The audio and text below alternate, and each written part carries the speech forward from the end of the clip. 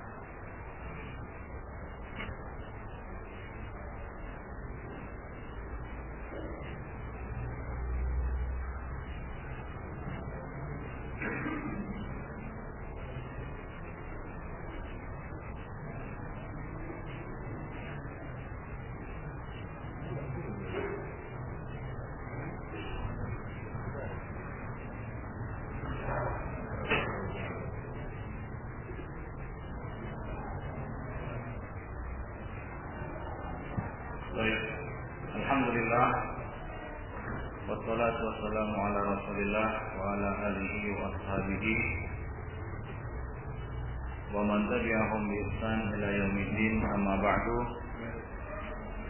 Fa inna ahsanal kalami kalamullah wa khairal hadi hadi Muhammadin sallallahu alaihi wasallam wa syarrul umur muhdatsatuha wa kullu muhdatsatin bid'ah wa kullu bid'atin dhalalah wa kullu dhalalatin finnar. Khairin adani Allah wa iyyakum jami'an. Alhamdulillah pagi ini kita berkumpul lagi di sini. Kita masih membahas kitab Bulughul Maram dan pada pagi ini kita akan membahas atau masuk pada pembahasan al-wudu. Pada bahasan terakhir kita membahas tentang izalatun najasah, kaifiyat dan tata cara membersihkan najis. Maksudnya membersihkan benda-benda yang terkena najis. Tapi sebelum kita memulai pelajaran, saya tanya dulu, antum ada mengulang-ulang pelajaran? Baik. Nah, kemarin ada yang menjawab betul dan dapat siapa sih? Yusuf. Nah, itu dia. Yang seperti yang dijanjikan.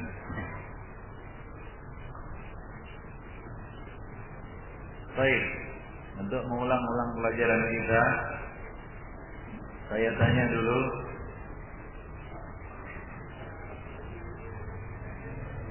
benda-benda yang keluar dari manusia itu dibagi 3, betul?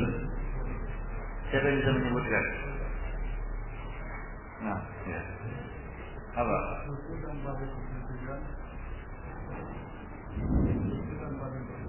Ya.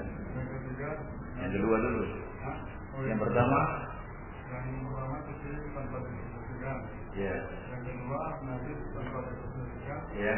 Yang ketiga yang diperselisihkan. Yang diperselisihkan suci dan najisnya. Baik. Coba sebutkan yang keluar dari manusia dan hukumnya suci tanpa diperselisihkan. Terus air liur, ya.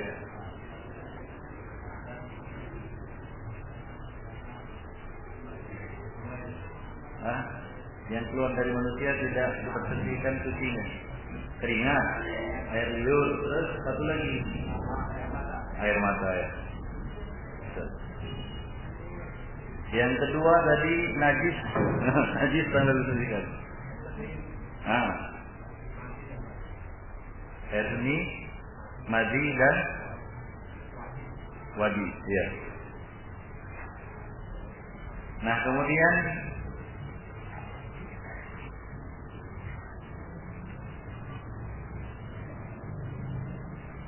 pertanyaan lain. Karena dari sini tebak. Baik, Ibn menurut syariat, menurut hukum syariat, kencing itu hukumnya najis. Dan cara membersihkannya adalah disiram dengan air dan dicuci. Nah, di dalam bab ini ada keringanan, rukhsah. Rukhsah apakah yang diberikan oleh syariat?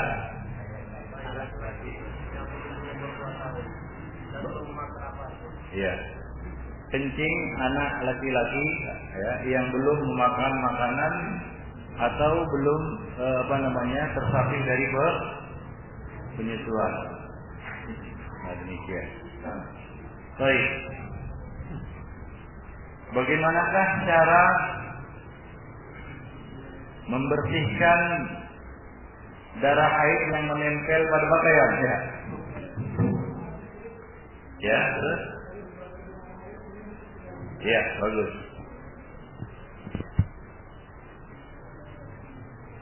Dikerik, dibasuh dengan air, kemudian disiram lagi. Tujuannya apa? Iya. Baik. Nah, kemudian pertanyaan selanjutnya,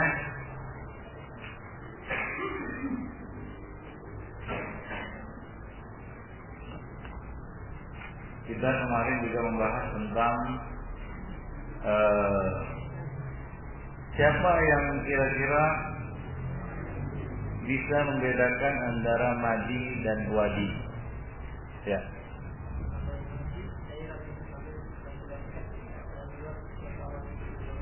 Nah, kalau wadi,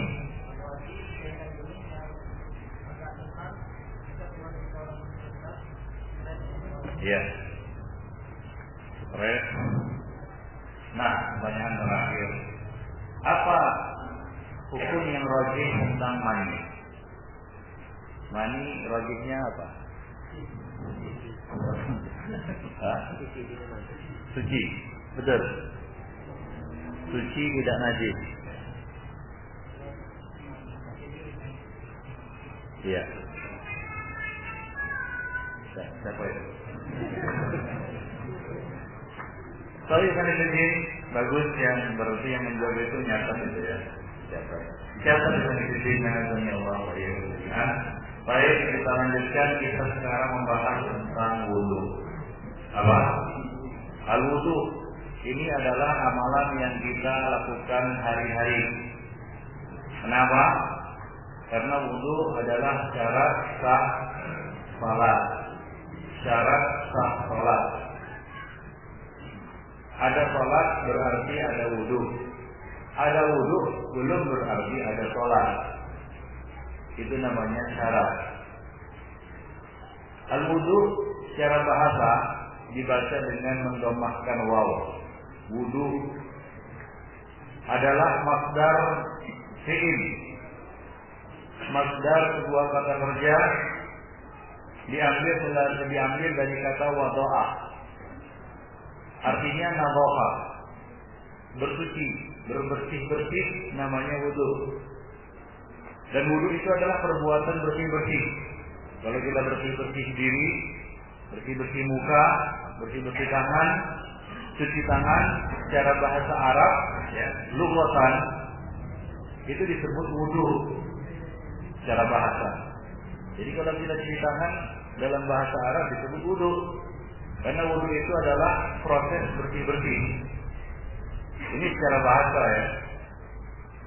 Adapun kalau dibaca dengan memfathahkan waw, wadu, maka artinya adalah al-ma'ul ladzi yutawaddaru bihi. Air yang dipakai untuk bersuci atau alat yang dipakai untuk bersuci disebut wadu. Jadi ada dua bacaan, wudu dan wadu. Wudu itu kembali kepada fi'il, artinya perbuatan bersuci. Wadu kepada alat bersuci, ya, yaitu sesuatu yang kita gunakan untuk bersuci. Jadi harus dibedakan pembacaan ini, ya, antara wudu dan wadu.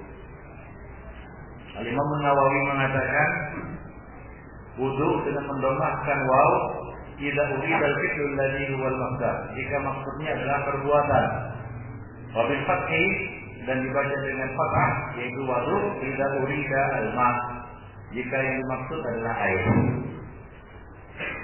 Nah, di dalam buku-buku fikih kadang-kadang digunakan wadu, maksudnya adalah air. Dan kadang-kadang dan lebih banyak atau sering digunakan wudu, artinya adalah proses bersuci. Secara syar'i, istilahan atau syar'an, wudu itu adalah istimal, penggunaan ma'in tahur, penggunaan air yang suci fil a'dha'il arba'ah, pada 4 anggota badan, ala sifatin makhsusah fil syara', menurut kriteria ataupun sifat kegiatan yang telah ditetapkan tertentu oleh syariat. Di ayati yadiha murattabatan mutawaliyah, dilakukan secara tertib dan berturut-turut. Itulah dia wudu, yang dalilnya ditetapkan melalui Al-Quran dan As-Sunnah.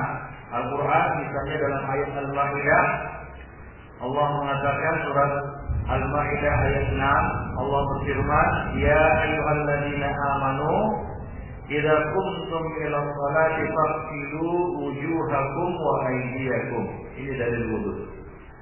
Jadi ada 4 anggota tubuh yang dibasuh ketika wudu. Apa saja itu? 4 anggota badan. Kepala, tangan, 2 tangan, tangan, kepala, kaki. Satu lagi apa? Wajah. Nah, itulah dia 4 anggota badan yang dibasuh ketika wudu. Nah, wudu ini merupakan syarat sah salat. Artinya salat tidak akan diterima dan tidak akan dikatakan sah hingga seseorang itu berwudu. Di dalam As-Sunnah, Rasulullah Shallallahu Alaihi Wasallam telah menjelaskan wudu ini dengan bayanul qauli wal fi'li dan bayanul tarki. Ada 3 jenis penjelasan yang diberikan oleh Rasulullah berkaitan dengan wudu. Al-bayan ini sudah dijelaskan apa maksud bayan. Bayan fi'li, bayan qauli, dan bayan apa? At-taqrir atau bayan sukut. Bayan sukut. Yang pertama bayan al-qaul. Ya, seperti sabda Rasulullah sallallahu alaihi wasallam, Nabi mengatakan penjelasan melalui qaul, yaitu kata-kata, perkataan. Ya, seperti sabda Rasulullah sallallahu alaihi wasallam, "Idza istayqana ahadukum min manamihi atau min naumihi falyastantir salatan." Nah, kemudian Rasulullah sallallahu alaihi wasallam menjelaskan tata cara berwudu, mengusap wajah dan seterusnya sampai membasuh kaki. Ini adalah penjelasan apa? Al-qaul, bayanul qaul. Kemudian bayanul fi'li, yaitu Rasulullah sallallahu alaihi wasallam mencontohkan, memperagakan perbuatan wudu. Bagaimana cara membasuh wajah, mencuci tangan, mencuci kaki, mengusap kepala dan seterusnya. Nah, kemudian bayan sujud, yaitu Rasulullah melihat para sahabat berwudu dan Nabi atau Rasulullah beliau membiarkannya. Jadi telah penjelasan yang berkaitan dengan wudu. Yang perintahnya secara umum Allah Subhanahu wa taala telah sebutkan di dalam surat Al-Maidah ayat 6 yang kita bacakan tadi, ya ayyuhalladzina amanu idza qumtum ilal sholati faghsilu wujuhakum dan seterusnya. Jadi wudu ini dilakukan berdasarkan dalil Al-Qur'an dan As-Sunnah. Berdasarkan dalil Al-Qur'an dan As-Sunnah. Adapun keutamaan wudu ini, salah satunya adalah bahwa anggota-anggota wudu akan bersinar dan bercahaya menerangi orang yang berwudu pada hari kiamat nanti, menjadi tanda bagi mereka, tanda keimanan. Dalam hadis sahih Rasulullah sallallahu alaihi wasallam mengatakan, "Innahum yub'atsuna yaumal qiyamah ghurran muhajjalina min athari wudu." Sesungguhnya mereka orang-orang yang beriman akan dibangkitkan pada hari kiamat dalam keadaan tangan dan kaki mereka dan kening mereka bersinar bercahaya karena bekas air wudu. Jadi menjadi tanda keimanan, tanda bagi umat Muhammad pada hari kiamat kelak. Itu salah satu di antara keutamaan wudu. Dan banyak lagi sebenarnya keutamaan wudu yang lainnya. Banyak lagi. Ini ada.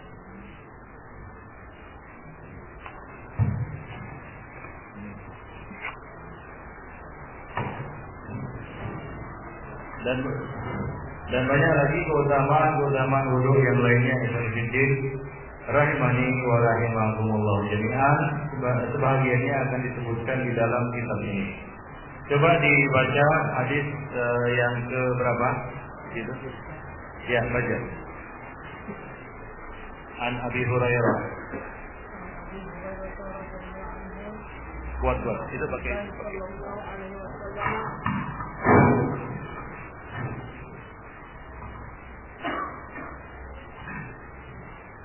عن أبي هريرة رضي الله عنه عن رسول الله صلى الله عليه وسلم أنه قال لولا أن أشق على أمتي لأمرتهم بالسواك مع كل وضوء. أخرجه مالك وأحمد والنسائي وصححه ابن خزيمة وذكره البخاري تعليقا. طيب. Hadis pertama dalam kitab wudu dari Abu Hurairah radhiyallahu anhu.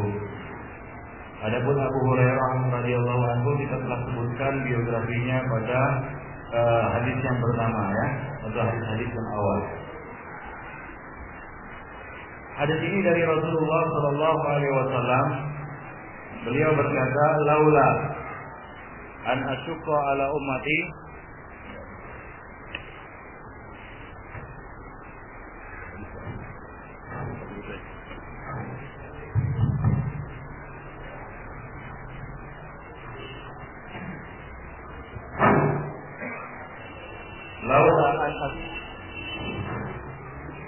Laula an asqa ala ummati la amartuhum bisiwaki ma'a kulli wudu.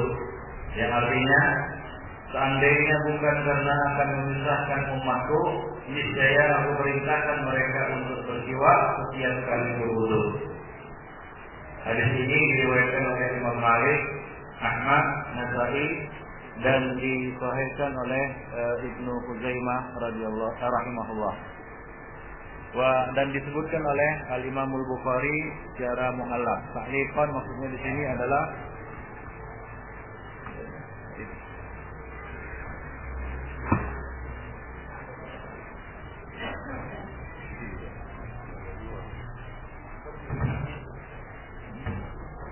itu. Yang mana? Yang mana ini?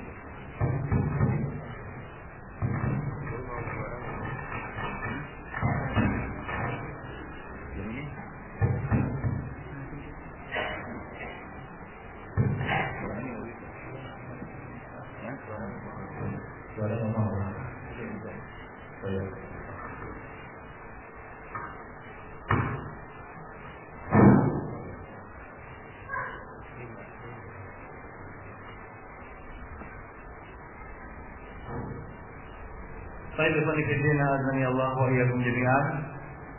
Ini adalah hadis pertama berkaitan dengan kitabul wudu, yaitu anjuran dan istihbab, anjuran untuk membuka wudu dengan apa? Dengan bersiwak. Membuka wudu untuk bersiwak. Bersiwak ini bukan bagian dari ibadah wudu, ya. Perintah di sini adalah anjuran. Nabi SAW menjelaskan, kalau lakukan karena akan menyusahkan umatku, niscaya akan aku perintahkan, yaitu menjadi wajib untuk bersiwak setiap kali hendak berwudu. Namun hukum ini diringankan.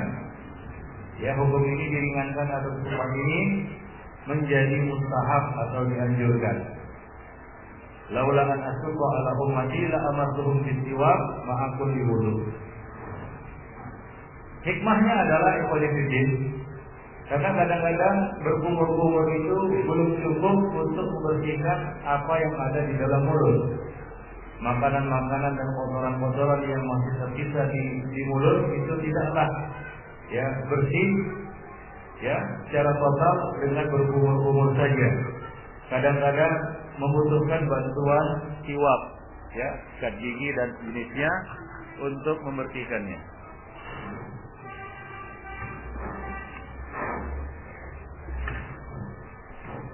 Membutuhkan siwak atau sikat gigi untuk membersihkannya. Maka Rasulullah SAW memerintahkan umat beliau untuk membuka, kalau bisa ditekankan dan dianjurkan untuk membuka wudu mereka dengan bersiwak. Rasulullah SAW kadang-kala juga membuka beberapa aktivitas beliau dengan siwak. Misalnya beliau bangun tidur mulai dengan siwak. Beliau hendak tidur mulai dengan siwak. Ketika hendak masuk rumah, beliau mulai dengan siwak. Ya. Jadi Rasulullah SAW dalam beberapa kesempatan lainnya juga membuka aktivitas beliau dengan siwak. Baik itu aktivitas ibadah seperti wudu maupun aktivitas sehari-hari seperti masuk rumah, bangun tidur dan jenisnya. Ini menunjukkan keutamaan siwak. Ya, tentunya dalam hal ini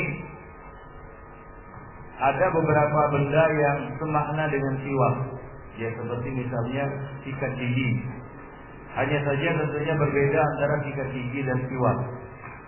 Karena sikat gigi jarang dibawa kemana-mana. Sementara siwak itu bisa dikantongi dan bisa dipakai di mana saja. Maka dari itu Nabi membuka sholat juga dengan apa? Dengan bersiwak.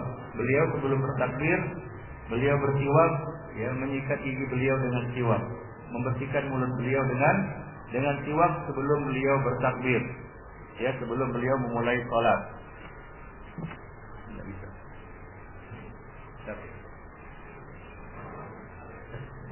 Itu bisa.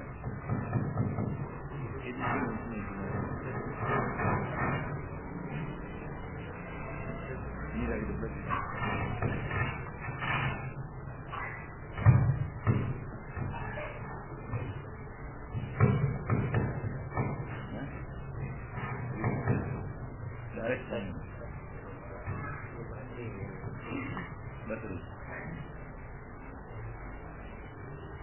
Baterainya nggak ada.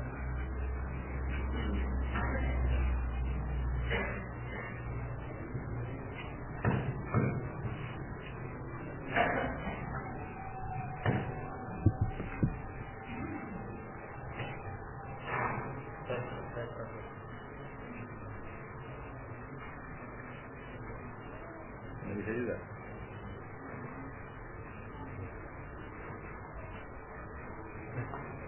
Bisa, nggak ada yang bisa. Udah seperti ini hari ini. Nggak bisa juga ini. Hah? Iya, kadang-kadang mati sendiri deh.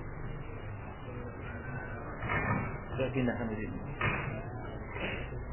Oh.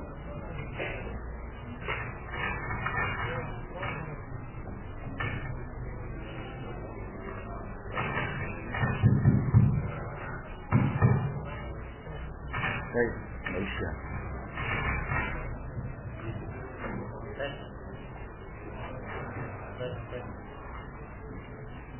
Nggak bisa. Baik, daripada bisa. Tadi Pak Eko pegang dulu ya. Ya. Baik, Allah wa. Jadi beberapa faedah yang bisa kita petik dari hadis ini adalah yang pertama, hadis ini berisi ta'kid istihbab istiwa ma'a kulli wudu. Penekanan anjuran untuk bersiwak setiap kali hendak berwudu. Di dalam riwayat lain ada disebutkan dengan lafaz inda kulli sholatin wa ma'a kulli wudu'in. Setiap kali hendak membuka salat dan setiap kali hendak berwudu dalam riwayat lain. Artinya Rasulullah Shallallahu Alaihi Wasallam sering membuka aktivitas beliau dengan siwak ini. Dan ini menunjukkan bahwa Islam itu menganjurkan kepada umatnya untuk bersih, baik diri maupun lingkungan. Ya, baik diri maupun lingkungan. Kaum muslimin diperintahkan minimal mandi itu, kalaulah dalam kondisi sulit, paling minimal hendaklah mereka wajib mandi sepekan sekali. Janganlah seorang muslim tidak mandi-mandi sampai lebih dari 7 hari. Karena kalau sudah tidak mandi lebih dari 7 hari itu baunya luar biasa. Dan secara kesehatan juga tidak baik. Ya, karena ya tentunya kuman-kuman dan juga virus penyakit suka bersarang di tempat-tempat yang kotor. Nah, kalau badan kita kotor, maka mudah terserang hama penyakit yang menyerang kulit ataupun menyerang bagian tubuh yang lainnya. Islam menganjurkan kepada umatnya untuk bersih-bersih, bersih diri, bersih pakaian, bersih tempat dan lingkungan sekitar. Sebagai contoh, Nabi Shallallahu Alaihi Wasallam memerintahkan kita untuk membersihkan pekarangan. Tahhiru afniyatakum, fa innal yahuda la yutahhiru afniyatahum. Bersihkanlah pekarangan kalian, karena orang Yahudi tidak membersihkan pekarangan mereka. Dan Rasulullah Shallallahu Alaihi Wasallam juga memerintahkan kepada kita untuk menyibak artinya memukul dan membersihkan tempat tidur sebelum kita menggunakannya dengan ujung kain sebelum kita pergi tidur. Ini juga merupakan bentuk ataupun salah satu bukti bahwa Islam mengajarkan kepada kita kebersihan, bersih tempat, bersih pakaian, bersih diri dan bersih lingkungan. Jadi kalau ada lingkungan muslim yang kotor, maka ini sebenarnya mereka belum mengamalkan Islam. Ya, kalau ada kaum muslimin yang kotor diri, lingkungan dan pakaiannya, maka dia belum mengamalkan sepenuhnya ajaran Islam. Jadi Islam mengajarkan kepada kita kebersihan. Ya, salah satu yang dijaga kebersihannya adalah mulut. Nah, ini sangat penting. Coba tanyakan kepada dokter dan ahli pakar-pakar kesehatan bahwa kebersihan mulut ini merupakan kunci kesehatan badan. Ya, kesehatan mulut merupakan salah satu kunci kesehatan tubuh, seluruh tubuh. Karena mulut ini adalah semacam pintu gerbang masuknya dunia luar ke dalam tubuh manusia. Nah, kalau ini pintu gerbang ini kotor, maka ada kemungkinan semua yang masuk ke dalam tubuh kita menjadi kotor karena kotornya mulut kita. Ya, jadi ini adalah salah satu perkara yang perlu untuk dijaga kebersihannya. Itulah salah satu hikmah Rasulullah Shallallahu Alaihi Wasallam suka bersiwak dan memulai banyak kegiatan dan aktivitas beliau, bukan hanya ibadah ya. Kalau ibadah tentunya di sana ada makna ukhrawi. Karena kita sedang akan bermunajat, berbicara, berzikir kepada Allah Subhanahu wa taala. Ya, wajar kalau kita membersihkan diri dan di mulut kita, karena kita bermunajat. Orang bermunajat itu menggunakan mulutnya, lisannya untuk berbicara kepada Allah Subhanahu wa taala.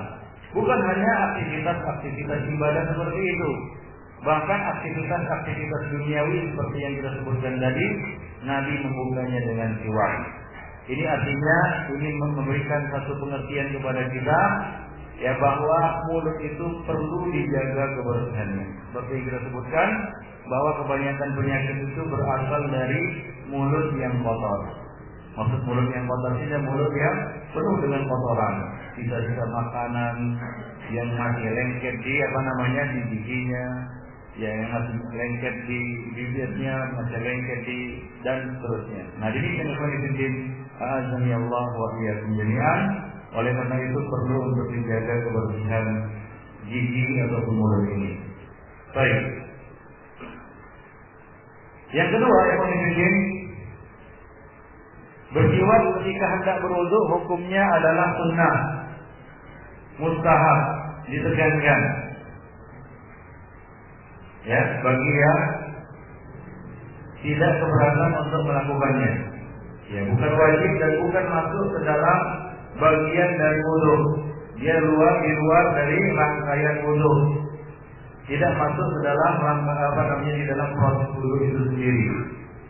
Jadi hukumnya sebagaimana disebutkan sunnah mustahabbah, dianjurkan bagi yang mau melakukannya. Kemudian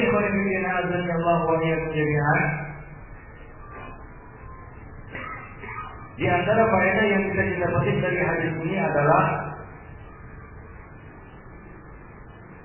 al-wudu, berwudu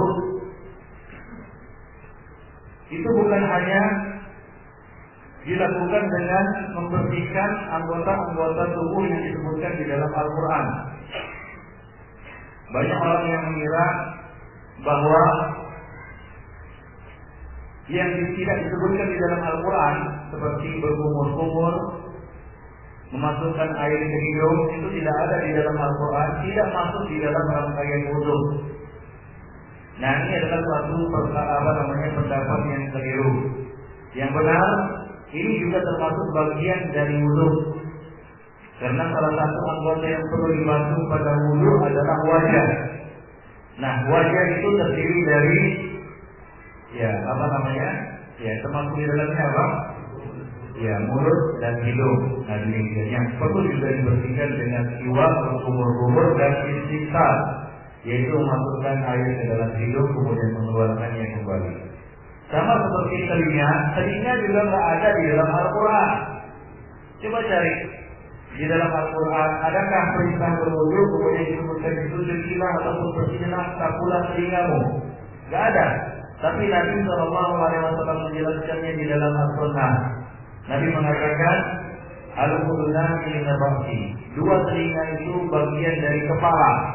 Ya, bukan bagian dari wajah. Telinga tidak masuk bagian wajah, tapi telinga masuk dalam bagian kepala. Ya, telinga masuk dalam bagian kepala. Yang wajib juga untuk dibasuh dan diusap ketika berwudu. Nah, demikian yang kami. Jadi di sana ada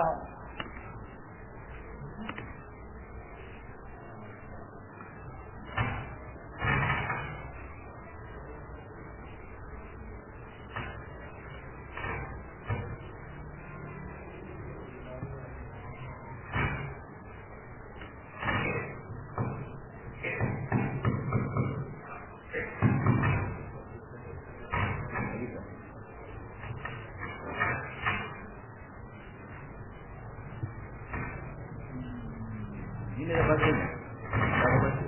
Ini nggak pakai batu. Nggak ada ya, nggak pakai batu.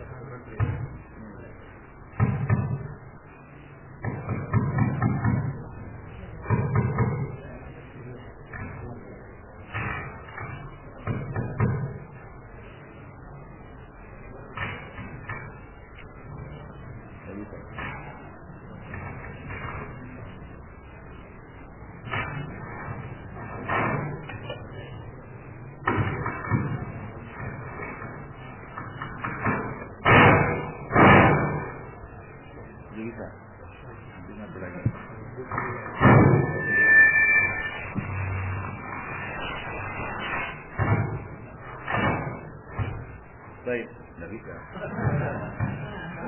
Ini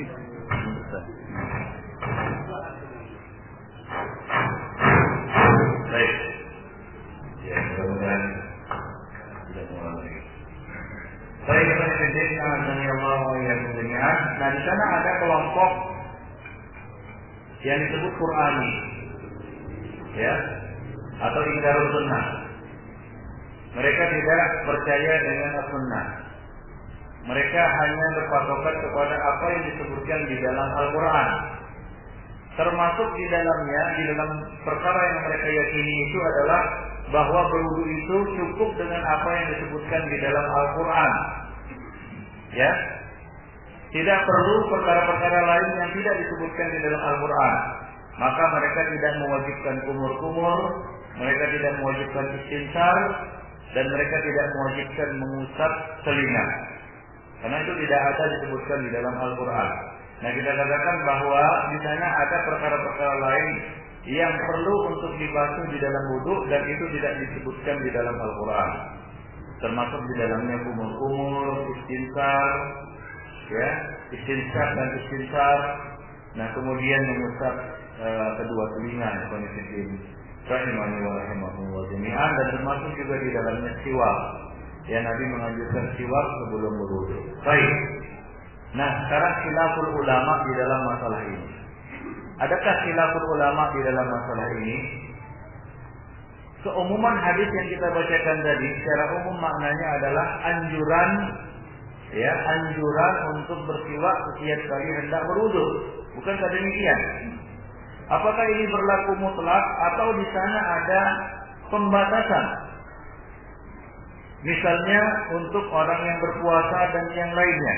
Apakah ini dimutlakkan? Hukumnya berlaku secara umum untuk orang yang berpuasa dan orang yang tidak berpuasa. Dan kemudian, apakah untuk orang yang berpuasa, apakah kemakruhannya kalau dikatakan makruh?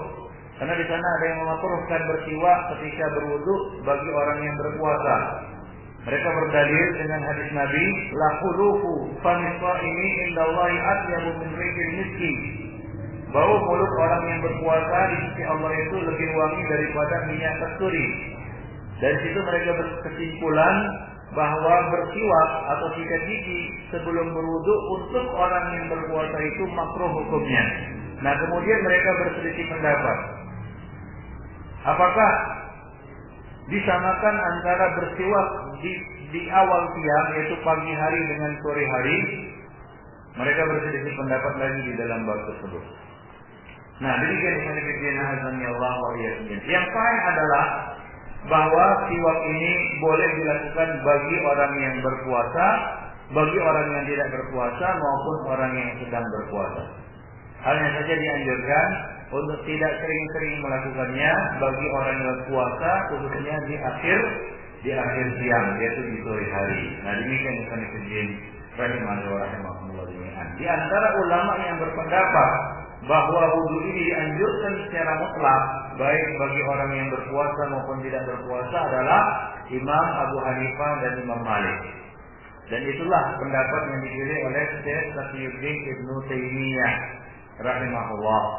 Dia mengatakan huwa azhar. Pendapat inilah yang lebih jelas dan lebih kuat. Wallahu a'lam bishawab. Adapun Al-Imam Asy-Syafi'i dan Ahmad serta Ishaq bin Rahuyah atau Rahway berpendapat makruh bagi orang yang berpuasa pada sore hari, yaitu setelah zawal, pada sore hari. Nah, demikian kemudian. Ya, dalam hal ini mereka berdalil dengan hadis yang kita bacakan tadi. Wallahu a'lam bishawab. Nah, itulah dia perbedaan pendapat di kalangan ulama berkaitan dengan siwak sebelum berwudu. Coba baca hadis yang kedua, hadis Umran radhiyallahu anhu.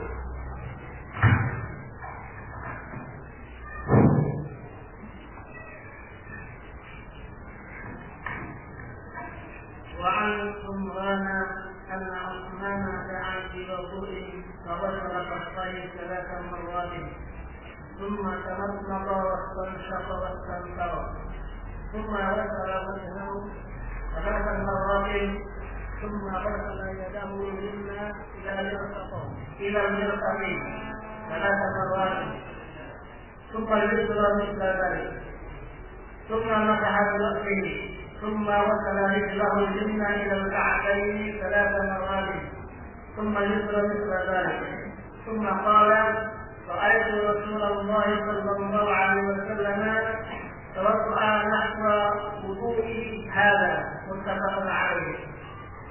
Baik, hadis Humran. Humran ini Maula Utsman. Maula artinya bekas budak ya, yang dibebaskan oleh Utsman. Ya, bekas budak atau mantan budak yang dibebaskan, dimerdekakan oleh Utsman bin Affan. Ya, budak ini bernama Humran. Dia berkata, anna Utsman, bahwa Utsman bin Affan da'a bi wadu'in. Nah, di sini coba lihat. Da'a bermakna talaba. Da'a bermakna apa? Talaba, meminta. Apa yang diminta? Da'a bi artinya meminta. Da'a lahu artinya berdoa untuknya. Da'a alaihi apa artinya? Berdoa untuk kebinasan atasnya. Nah, di sini da'a bi artinya meminta, menuntut. Tolaba, meminta. Apa yang diminta? Wadu. Nah, apa artinya di sini? Da'a bi wadu, yaitu meminta air wudu. Faqasala kaffaihi 3 marrat. Singkat cerita, Humran pun membawakan air wudu untuk Utsman dan memberikannya kepada Utsman. Faqasala kaffaihi 3 marrat. Utsman mencuci kedua telapak tangannya 3 kali. Jadi dimulai dengan mencuci telapak tangan 3 kali. Summa tamatmada, kemudian berkumur-kumur.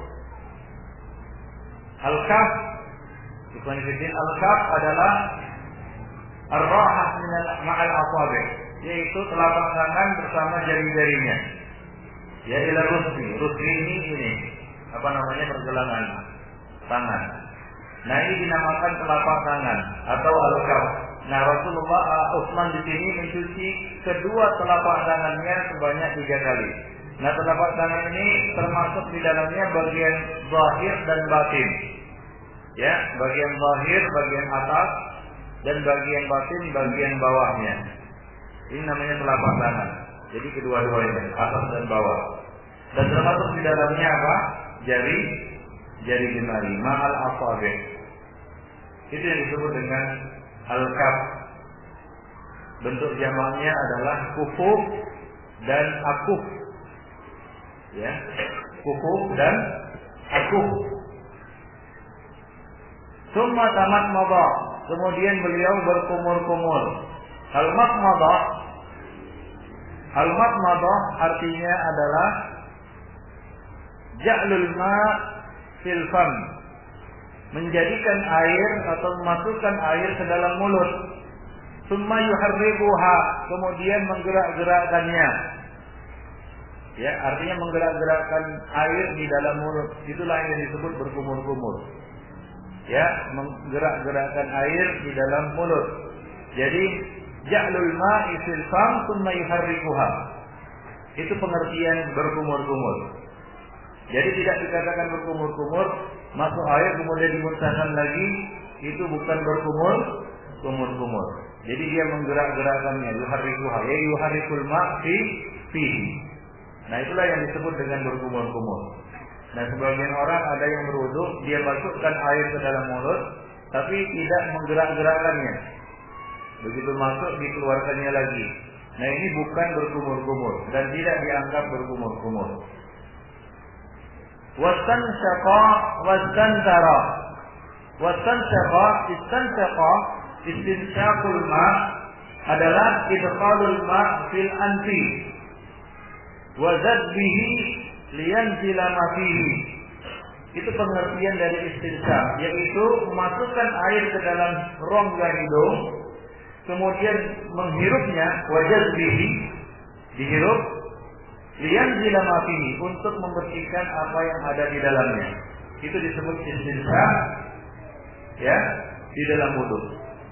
Wastansara, istinsar adalah ikhrajul ma'i ma fil anfi min mukhatin wa ghairihi bil ma', mengeluarkan apa yang ada di dalam hidung, ya seperti ingus, ya, atau cairan dan jenisnya kotoran, bil ma'i, dengan air yang kita masukkan tadi. Nah, itulah yang disebut dengan istinsar. Jadi ikhrajul ma' minal anfi ba'da istinsar, mengeluarkan air untuk mengeluarkan kotoran-kotoran yang ada di dalam hidung setelah istinsar. Nah, itu yang dilakukan oleh Utsman di sini. Jadi beliau mencuci kedua tangan 3 kali, kemudian berkumur-kumur masukkan air ke hidung. Nah, di sini tidak disebutkan berapa kali Utsman melakukannya. Zahirnya dalam riwayat ini beliau melakukannya berapa kali? Hah? Berapa kali beliau melakukannya? Di dalam hadis ini ya. Zahirnya 1 kali. Ya, 1 kali. Nanti akan kita jelaskan bahwa berwudu itu boleh, ya kita katakan 1 kali 1 kali, boleh 2 kali 2 kali, dan boleh 3 kali 3 kali. Zahirnya 1 kali. Tsumma ghasala wajhahu 3 marrat. Kemudian beliau mencuci wajah 3 marrat, sebanyak 3 kali. Apa pengertian wajah? Ya. Wajah bentuk jamaknya adalah wujuh. Wa huwa ma tahsulu bihi al-muwajahah, sesuatu yang nampak ketika berhadapan disebut wajah. Kenapa dia disebut wajah? Karena dia nampak ketika berhadapan, indal muwajahah, ai al-muqabalah. Wa hadduhu, dan batasan wajah adalah min manabiti sa'ri ra'si al-mu'tadi ila muntaha lihyaihi tulan. Ya, panjangnya itu dari mana di sa'ri ra'si, tempat tumbuh rambut di atas. Nah, di sini ada tempat tumbuh rambut, ini ada batasnya ya. Ada yang lurus, ada yang belok-belok. Ya, tergantung kepalanya. Nah, dari tempat tumbuhnya rambut sampai ke bawahnya kemana ini, paling atas, paling bawah kemana? Ila muntaha lihyaihi tulan, sampai ke ujung janggut paling bawah. Jadi ya, itu masuk ke dalam kategori wajah. Ya, sampai ke ujung janggut. Wa minal udhuni ilal udhuni arban, dan dari apa namanya? Dari pangkal telinga sampai ke pangkal telinga kanan dan kiri. Dari sini sampai kemari. Nah, itulah dia lebarnya. Jadi panjang dan lebarnya. Itulah dia disebut dengan wajah. Adapun telinga itu sudah masuk bagian kepala. Maka dari itu ketika membasuh wajah itu tidak disertakan membasuh telinga. Membasuh telinga itu disertakan ketika kita membasuh kepala, ra'as. Demikian yang ini. Wa yuqad hadduhu syar'i min ma'nahu lughawi. Nah, secara itu secara bahasa. Ya, secara bahasa begitulah dia pengertian wajah. Lalu secara syar'i bagaimana? Nah, batasan syar'i atau definisi syar'i di sini diambil dari makna lughawinya. Ya, artinya bagaimana?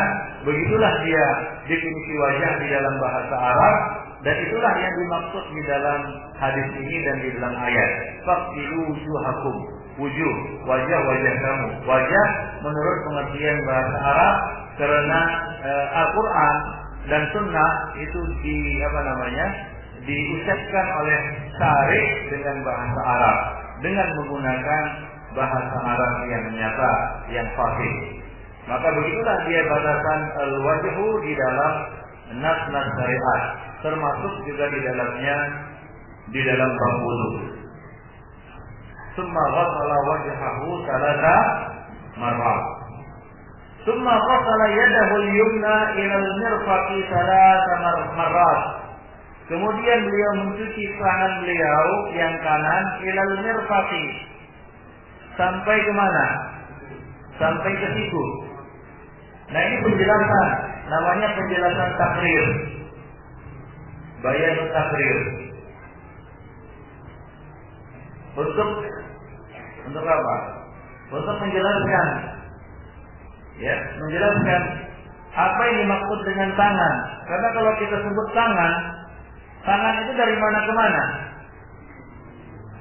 Dari ujung ini, jari ini sampai ke bahu ini, itu tangan.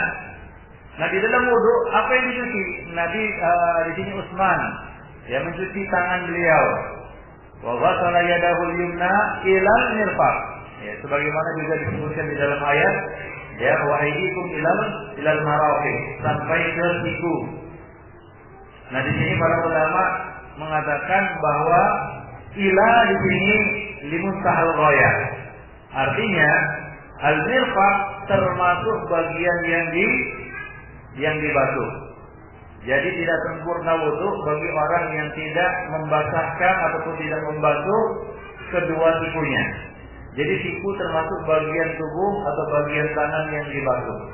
Karena Allah mengatakan ilal marafiq, dan di dalam hadis ini juga Utsman bin Affan mengamalkannya.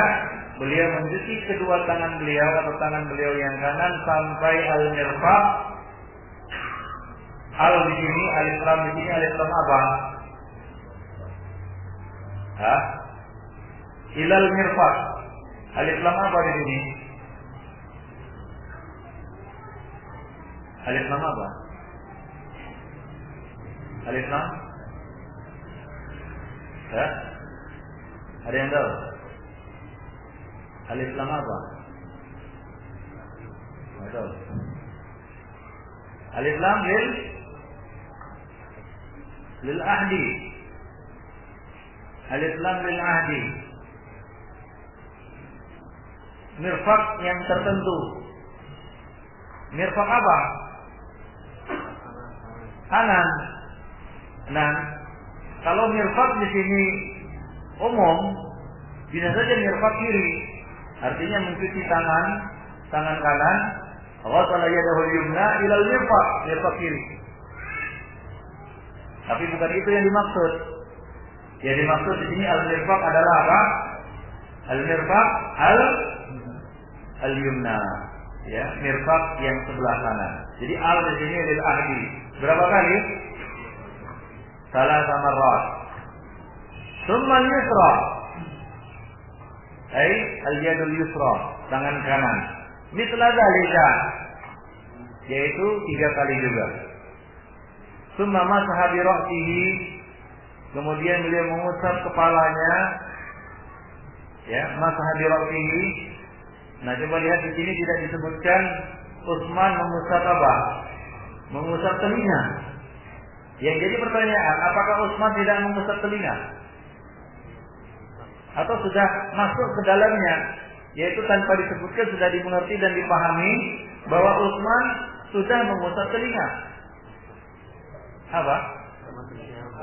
Iya, karena telinga bagian dari kepala. Ketika perawi di sini menyebutkan summa masaha bi ra'sihi, kemudian beliau mengusap kepala beliau, masuk ke dalamnya, yaitu mengusap kedua telinga.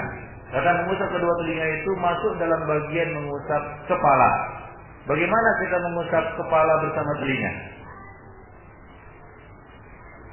Yaitu mengusap bagian kepala dimulai dari depan, kemudian ke belakang, kemudian dikembalikan lagi ke depan, lalu mengusap kedua telinga. Atau kedua telinga boleh diusap secara terpisah, ya, yaitu mengusap kepala dulu selesai, baru mengusap telinga secara terpisah. Itu juga boleh. Jadi mengusap telinga di sini sudah masuk ke dalam mengusap kepala.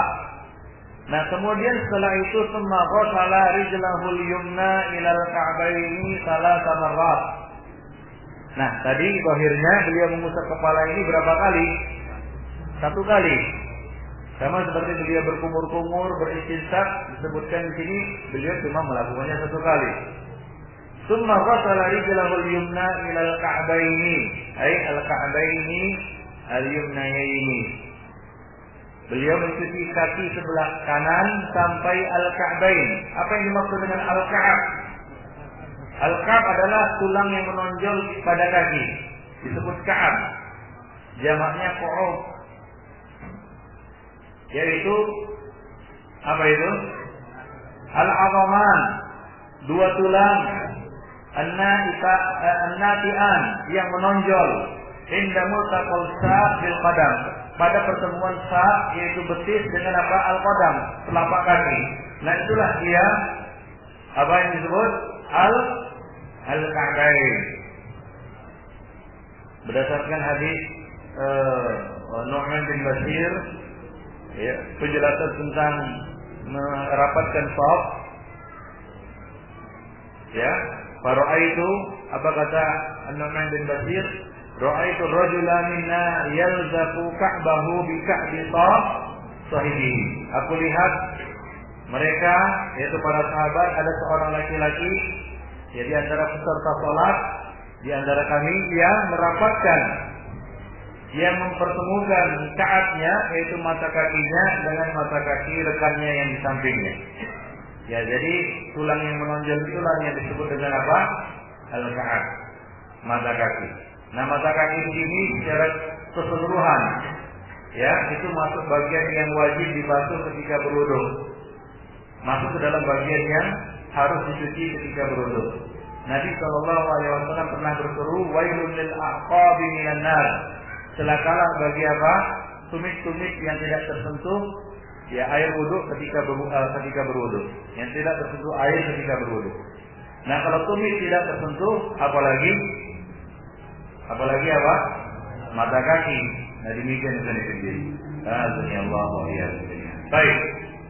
Jadi Utsman membasuh kakinya sampai al-ka'bain salasa marrat, tsumma al-yusra mithla dzalika.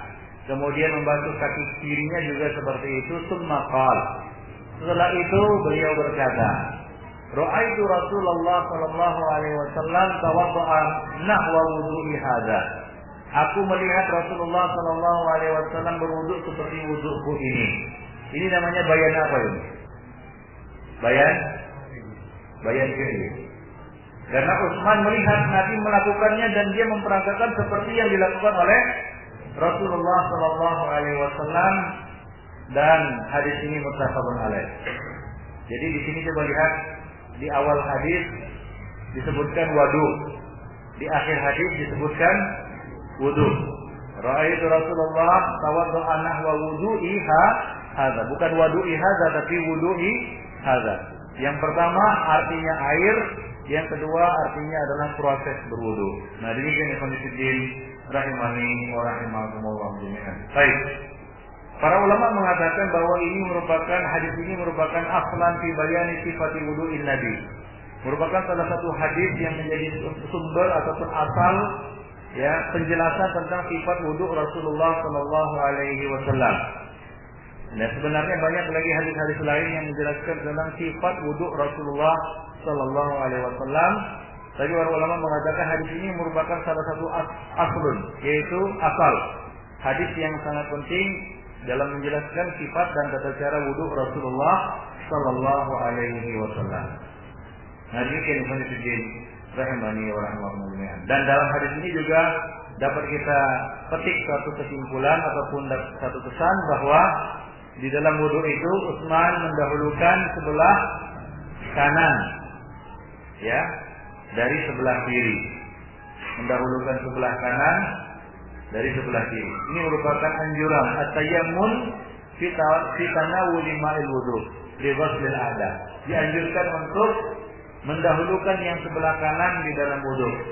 Nah, demikian ikhwanifiddin rahimani wa rahimakumullah. Dan di antara dalil yang bisa kita petik dari hadis ini adalah wajibnya madmadah dan istinsar serta istinsar ketika berwudu. Karena Utsman mengatakan, ra'aitu Rasulullah tawadda'a nahwa wudu'i hadza. Aku lihat Rasulullah berwudu seperti wuduku ini. Nah, termasuk di dalamnya apa? Madmadah dan istinsar serta istinsar. Demikian yang kami sedih. Azanillahu wa iyyakum. Baik.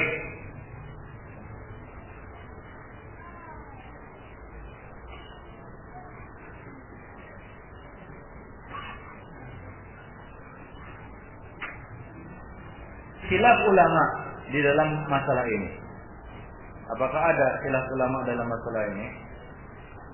Ulama berbeda pendapat di dalam masalah al-madmadah wal istinsaq. Para ulama berbeda pendapat tentang hukum madmadah dan istinsaq.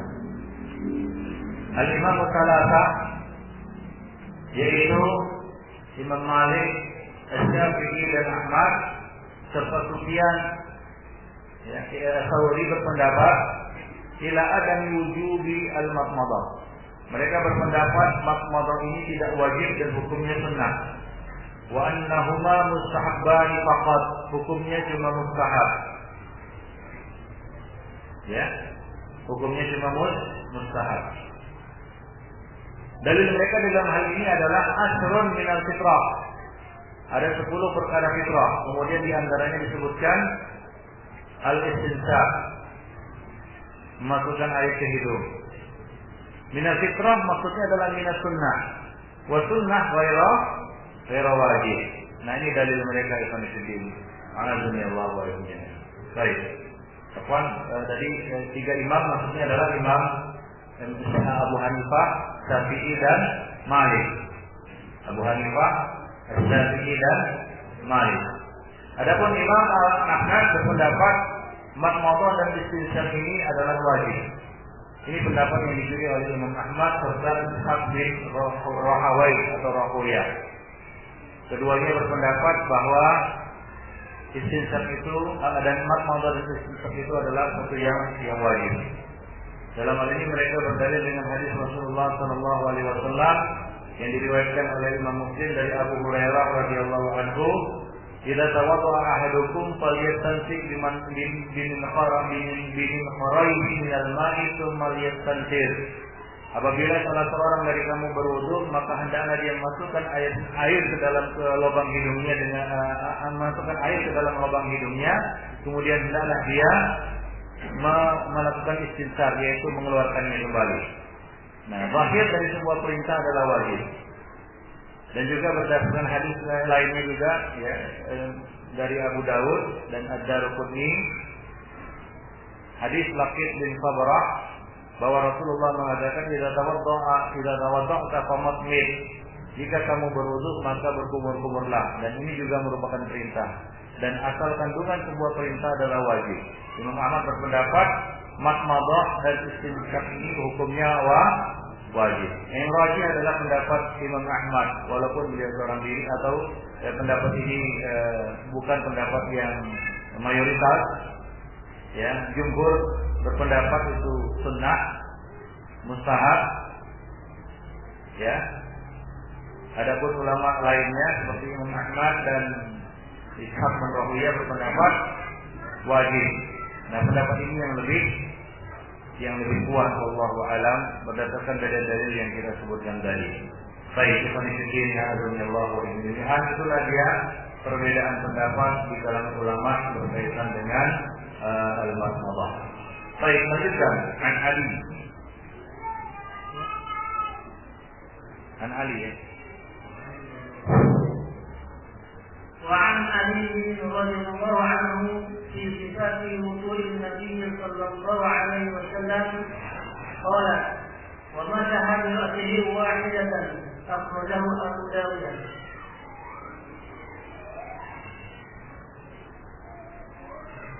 والنسائي والترمذي بإسناد صحيح، بل قال الترمذي إنه أصح شيء في الباب. Ada di situ. Baik, itu apa namanya? Naskah lainnya. Baik, ini hadis diriwayatkan dari Ali bin Abi Thalib radhiyallahu anhu, dia berkata tentang kaifiyat wudu Nabi sallallahu alaihi wasallam. Ya, dikatakan sifat wudu Nabi qal wa masaha bi ra'sihi wahidatan.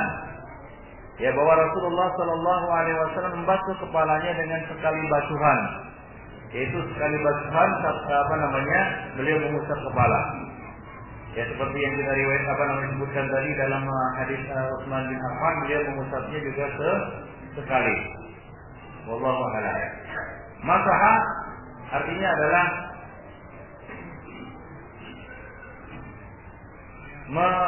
mengalirkan air atau membasuh mengalirkan air ke seluruh li umumir ra'si bil ma', Yaitu dengan nanti akan disebutkan kaifiatnya pada hadis berikutnya dari Abdullah bin Zaid bin Asim radhiyallahu anhu, bagaimana cara membasuh kepala itu.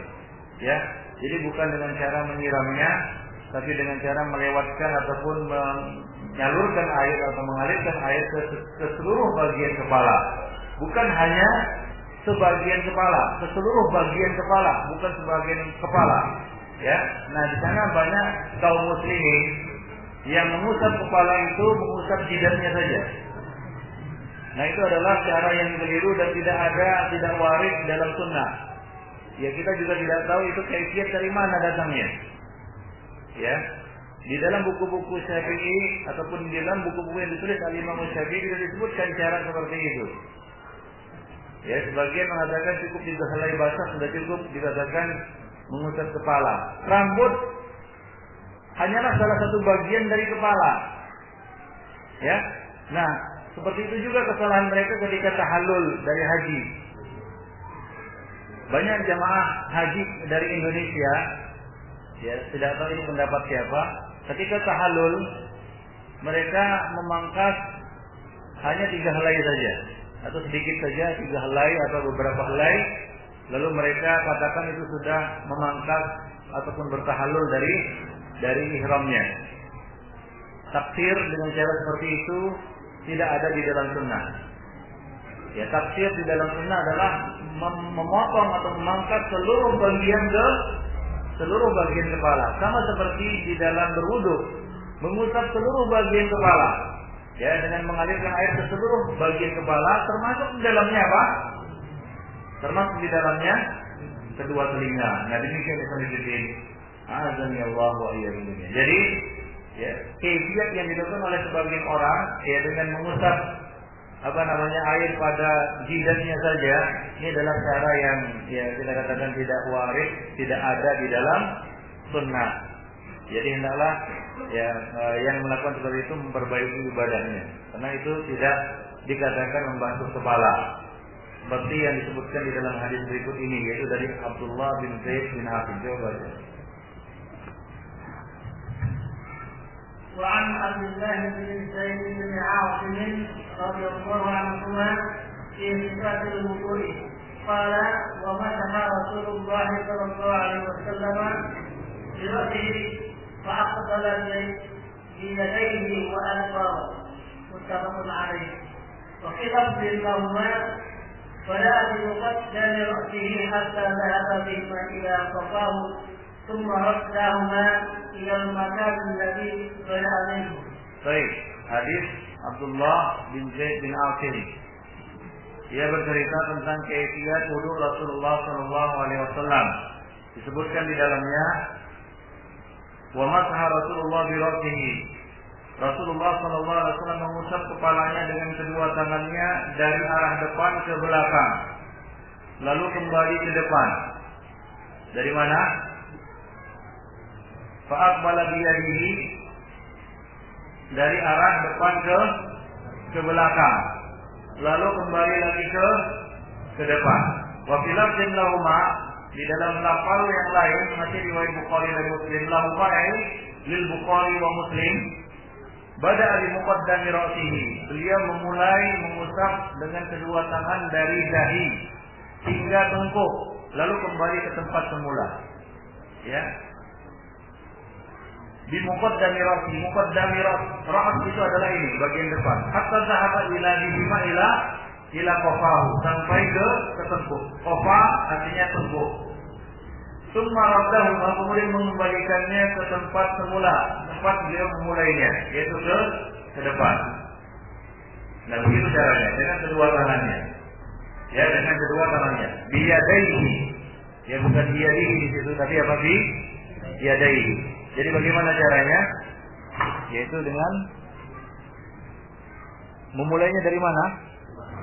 Dari depan, kemudian meratakan ke belakang sampai ke tengkuk, kemudian mengembalikannya lagi ke tempat semula. Ya, baru kemudian setelah itu kita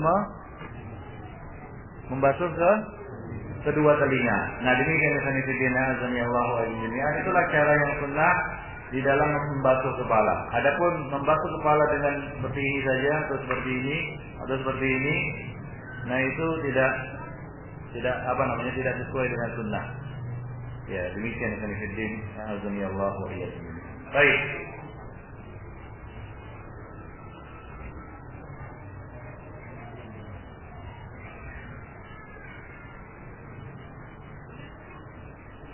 Nah, nanti kita lanjutkan pada pertemuan yang akan datang insyaallah. Masih dalam kisah dulu.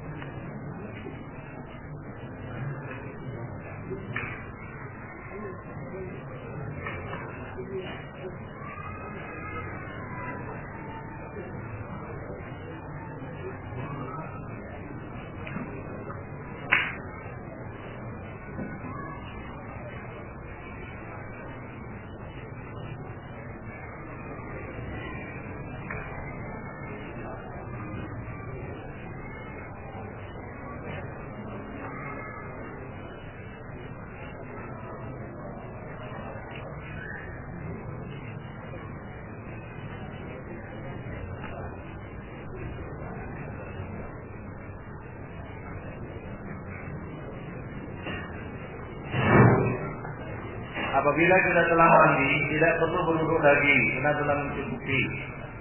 Apakah jenis mandi yang dimaksudkan? Apakah mandi janabah atau mandi biasa sehari-hari? Yang dimaksud di sini adalah mandi janabah. Ya, mandi janabah yang dibuka dengan wudu, ya. Dibuka dengan apa? Dengan wudu. Baik. Itu tidak perlu mengulang wudu lagi. Bagaimana hukumnya kalau dia ulang lagi wudunya? Ya tidak mengapa.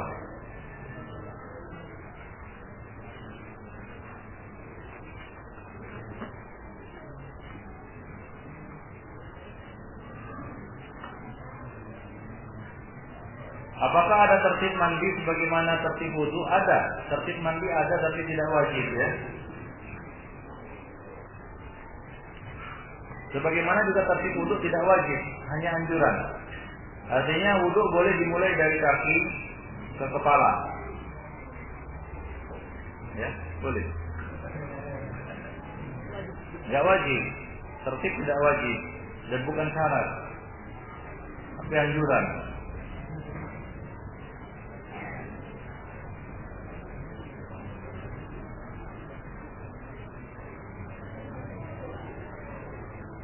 Ya, kepala itu diusap.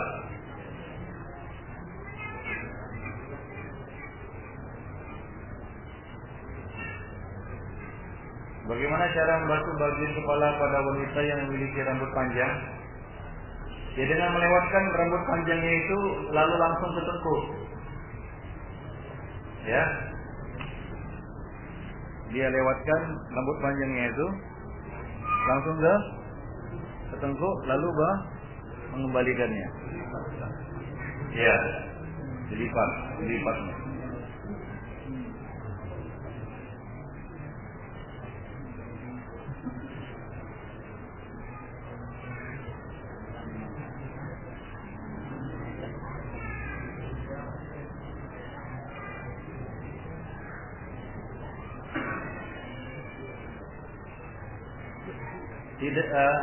Apakah sahih matan hadis ini?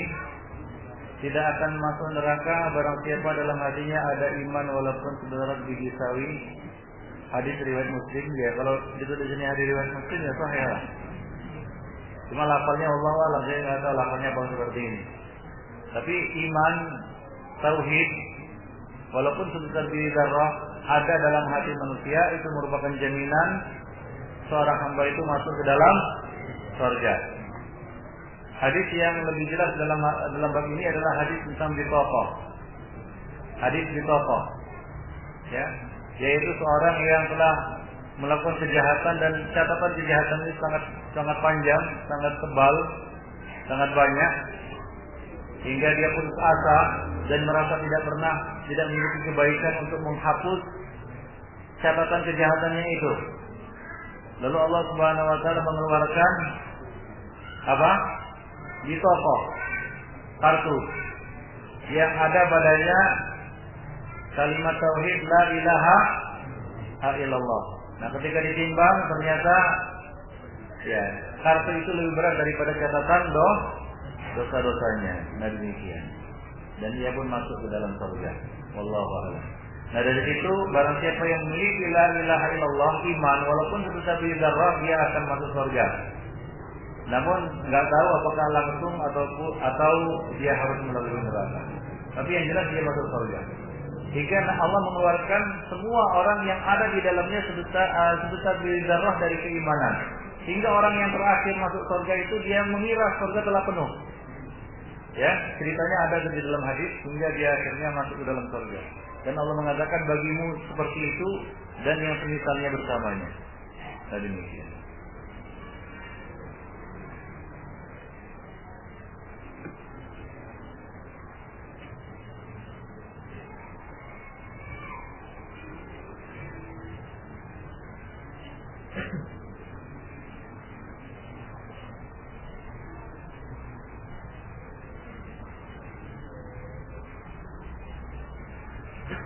Adakah kaidah istibra dalam sunnah?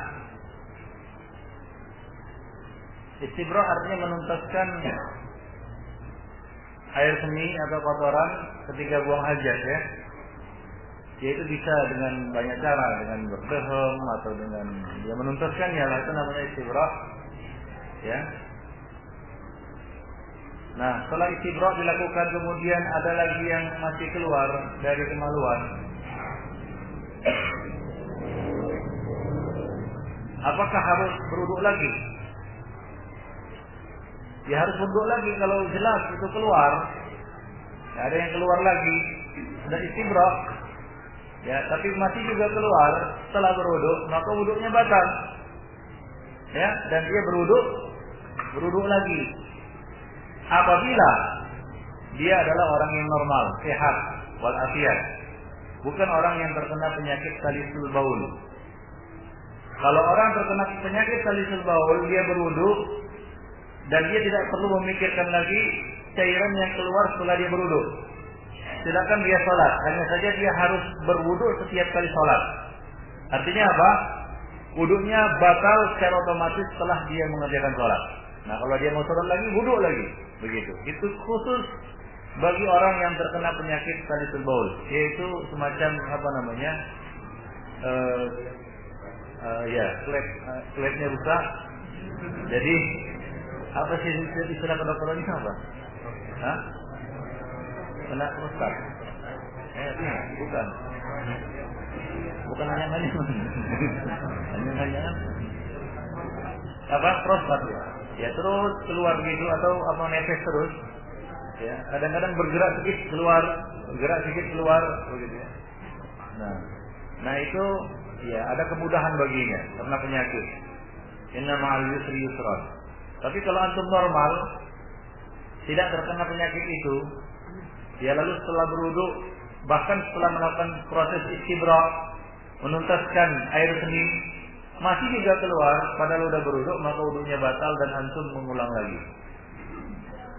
Baik, nah itu biasanya terjadi ketika udara dingin atau setelah minum air dingin, ya kan begitu ya. Nah itu kadang-kadang sudah berwudu keluar lagi dia.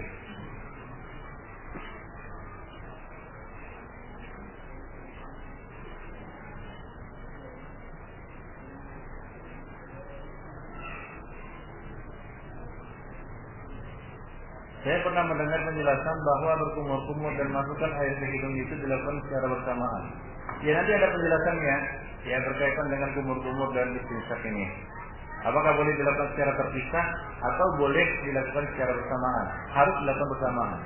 Ya tidak harus, boleh dilakukan secara terpisah antara kumur-kumur dan istinsyak.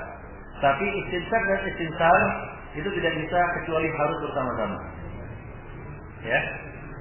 Karena kalau tidak istinsyak, hanya istinsyak saja, kemungkinan besar yang keluar ingus bukan air.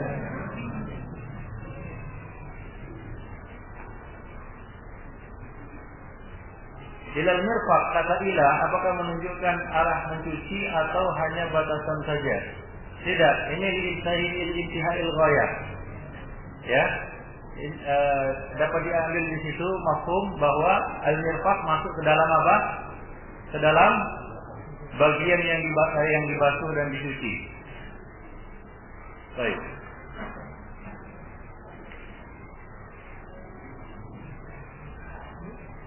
Mana yang lebih rajih?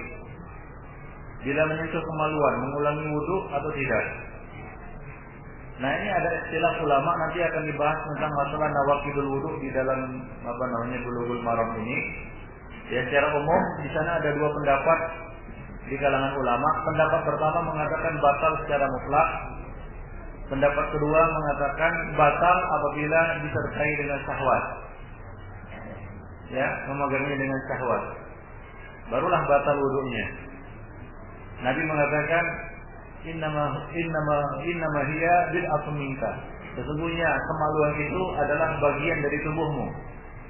Ya, sama seperti menyentuh bagian tubuh yang lainnya. Ya.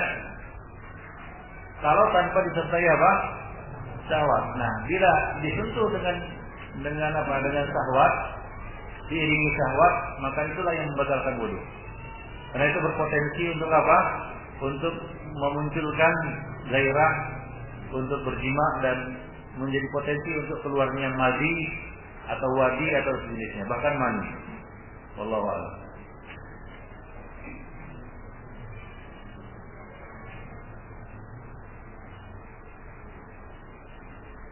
Bolehkah membasuh tangan dari siku ke ujung jari? Boleh. Ya, walaupun asalnya kalau kita menuruti ayat, ya, kalau kita menuruti ayat, maka ayat itu mengatakan ilal ka'bain, ilal marafiq. Ila artinya mubtada'nya mana? Ibtida'nya mana? Dari telapak tangan ila al-mirfaq. Tapi boleh juga sebaliknya. Ya, itu tidak mengapa. Bukan syarat harus dari mana? Dari ujung jari ke siku. Sama seperti membasuh kaki juga, boleh dari ujung kaki ke tumit, ke mata kaki, dan boleh juga dari mata kaki ke ujung jari kaki. Tidak ada halangan di dalam bab masalah ini. Wallahu a'lam. Tapi kalau kita mengikuti zahir ayat, ya maka dianjurkan untuk memulainya dari ujung jari sampai ke siku, dan dari ujung jari kaki sampai ke dua mata kaki. Wallahu a'lam.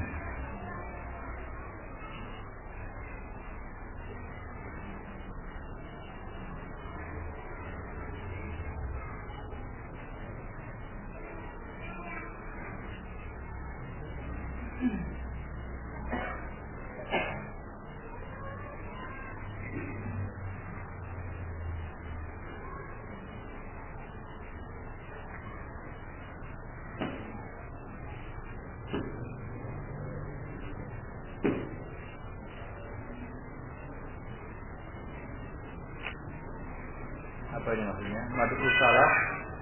Mad'u salah yang miskin ekonominya setiap akhir Ramadan di masjid umum mendapat zakat mal, zakat fitrah.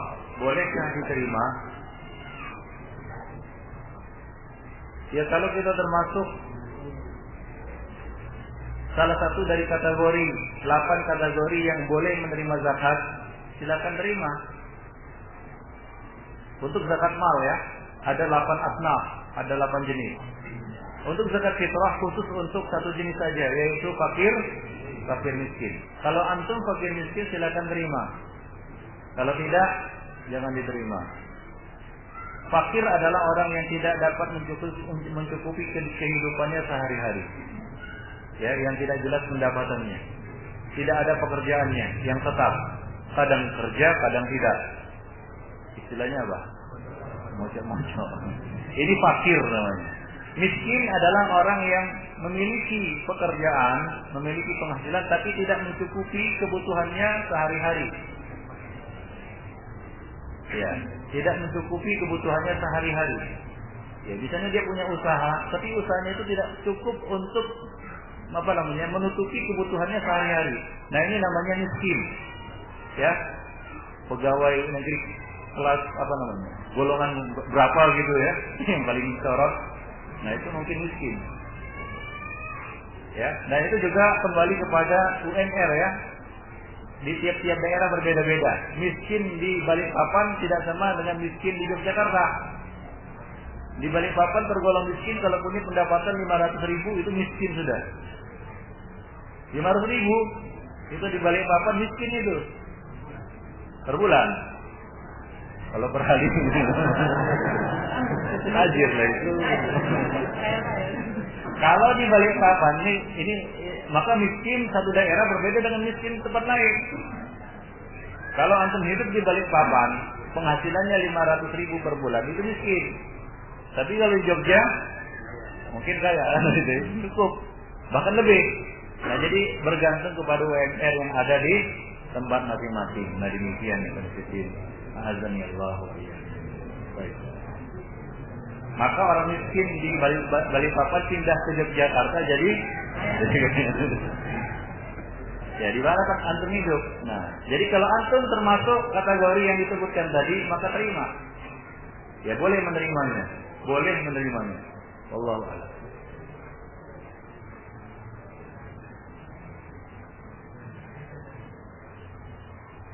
Bolehkah memotong kulit lembu kecil-kecil dan masukkan ke dalam daging kurban untuk diberikan pada masyarakat muslim? Ini tergantung uruf ya. Korban yang kita sembelih, baik itu kambing maupun sapi, itu pada akhirnya tidak boleh untuk diperjualbelikan. Ya, itu harus diinfakkan, disedekahkan, dilahkan gitu ya. Nah, kalau di satu tempat, misalnya di sini, kulit pun dimakan, kan gitu ya. Nah, boleh dipotong-potong kecil-kecil, kemudian dibagikan, masukkan ke dalam bagian-bagian itu. Seperti di Indonesia ini, ya, sampai limpahat, khusus kan itu dimasukkan situ. Nah, kalau di tempat lain urusnya itu nggak dimakan. Itu termasuk yang dibuang, termasuk kulit, termasuk itu dibuang sama mereka, tidak dimakan. Urusnya seperti itu. Nah, kalau mereka membagikan itu satu hal yang disebut, wah ini penghinaan ini. Membagikan apa? Membagikan ya jeroan itu, kemudian membagikan handuk itu kan, itu dianggap penghinaan. Siapa yang memakan? Nah, di tempat tertentu, misalnya di Pakistan, ya, di India, di Arab Saudi, di negara-negara Arab, itu nggak dimakan, itu dibuang itu, nggak diolah sama mereka. Di sini berebut-rebut orang kan gitu ya, kalau dibuang berebut-rebut gitu. Nah, jadi boleh manifestin, yang masukkannya ke dalam bagian untuk dibagikan ke masyarakat. Karena di sini kalaupun itu dibagikan ke masyarakat habis juga. Tapi tanduk-tanduknya kalau bisa dimakan habis. Apa? Ya, makanya urufnya berbeda. Nabi tidak makan dog, tapi tidak melarang orang untuk makan dog, yaitu biawak, jenis biawak gurun yang makan tumbuhan. Nabi tidak melarangnya karena urufnya di tempat beliau itu tidak dimakan dan orang nggak suka, kan begitu. Tapi jangan menghalangi orang lain untuk memakannya. Demikian.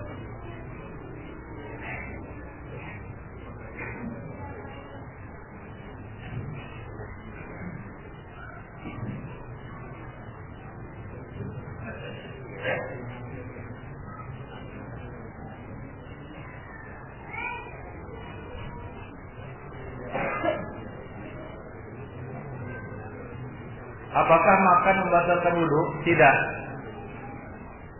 Makan tidak membatalkan wudu.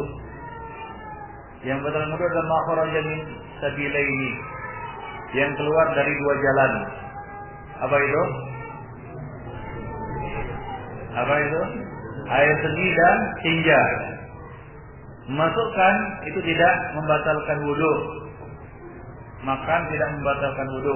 Minum juga tidak membatalkan wudu. Ya, baik makanan minuman yang mentah ataupun yang dimasak, kecuali makan daging onta. yang akan disebutkan nanti di dalam bab nawaqidul wudu, bahwa makan daging onta itu membatalkan wudu. Makan daging onta membatalkan wudu, sedikit maupun banyak. Wah, sedikit aja batal. Bukan masalah sedikit atau banyaknya. Ya. Yang jelas kalau dia makan onta, daging onta, ya onta lah kita katakan, baik hatinya maupun dagingnya, batal wudunya. Nah, bagi para ikhwah yang berangkat haji, ya kadang-kadang dia makan di rumah makan di sekitar Masjidil Haram, dia nggak tahu kadang-kadang daging yang dimakannya ternyata daging onta. Nah, habis makan langsung salat, sementara wudunya sudah batal dengan makan daging onta. Nah, jadi hati-hati ya. Di sana tanya ini makan apa. Kadang-kadang dia nggak tahu, ada yang di daging berputar-putar itu kan ternyata daging onta. Tanya ini apa? Jamal atau bukan jamal kan begitu ya? Apakah lembu bakor? Ya, atau dujaj? Tanya. Ya, sedikit-sedikit harus belajar bahasa Arab lah yang pergi haji. Tahu ayam apa kan? Jadi bisa pesan, mau pesan ayam dujaj kan gitu. Mau pesan kambing apa kan gitu. Jadi harus tahu sedikit-sedikit.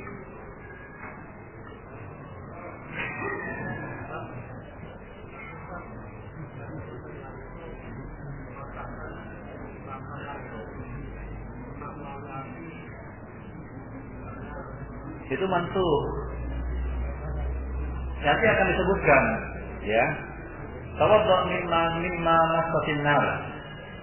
Berudulah dari apa saja yang dimasak dengan api, kan begitu? Itu sudah mansuh hukumnya. Nanti akan dijelaskan. Ini apa maksudnya? Apakah rambut dipirangi membatalkan wudu? Apa maksudnya dipirangi? Dipirangi.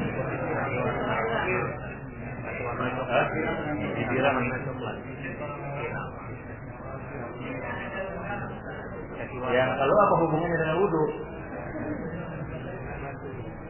Iya, mungkin di sini apakah zat yang dipakai itu bisa menghalangi air ketika dia mengusap kepala? Nah, di sana Ikhwanuddin ada zat-zat ataupun bahan-bahan tertentu yang dianjurkan oleh syariat, yaitu inai, kan begitu ya? Di sini apa disebut? Daun apa? Daun pacar. Nah, itu tidak menghalangi air kepada rambut. Ya, tidak menghalangi air ke rambut. Rambut tetap basah terkena air. Nah, tapi kalau dia memakai zat atau bahan yang bisa menghalanginya, ini dikhawatirkan rambut tidak terbasuh. Ya, rambut tidak terbasuh secara utuh dengan air tersebut. Sama dengan warna kuku dan sejenisnya. Kalau dengan bahan yang bisa menghalangi air, ya, ke kuku, nah ini bisa menghalangi kesempurnaan wudu.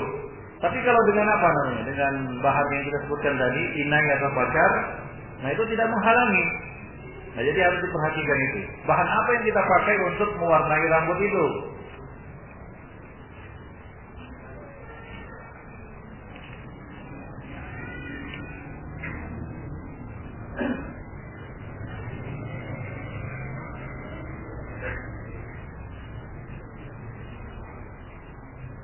Bagaimana setelah bersetubuh kemudian keluar sesuatu dari kemaluan lalu mengenai pakaian atau celana, apakah harus diganti? Cairan apa ini?